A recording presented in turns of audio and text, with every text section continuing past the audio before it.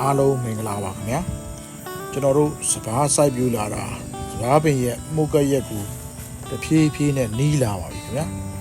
ဒါကြောင့်မို့လို့ကျွန်တော်တို့ပလဲတမီဩဇာကျွေးခြင်းနဲ့ပတ်သက်ပြီးအနည်းငယ်ဆွေးနွေးတင်ပြခြင်းပါတယ်ခင်ဗျာကျွန်တော်တို့ပလဲတမီဩဇာကိုစပားပင်အနှံလောင်းဖြစ်စဝန်းကျင်မှာကျွေးမယ်ဆိုရင်ကောင်းကျိုးထက်ဆိုးကျိုးကပိုများစေပါတယ်ခင်ဗျာစပားပင်အနှံလောင်းဖြစ်စဝန်းကျင်မှာပလဲတမီဩဇာကျွေးရင်တနံပါအောင်စိရာခိုင်နှုန်းကိုနည်းစေပါတယ်စပားအပြင်းမော်တွေများပြီးလုံးပိန်လုံးညက်တွေများစေပါတယ်ခင်ဗျာဒါကြောင့်မို့လို့စပားအနှံလောင်းဖြစ်စဝန်းကျင်မှာ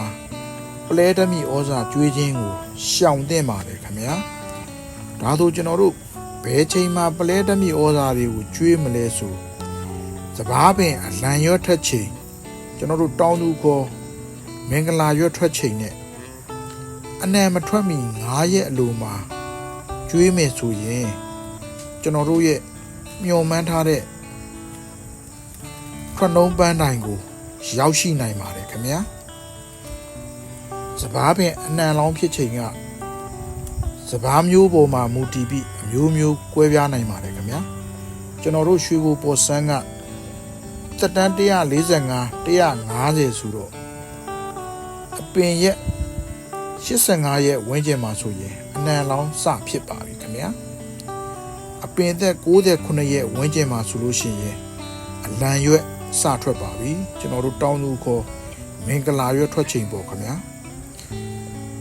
အပင်သက်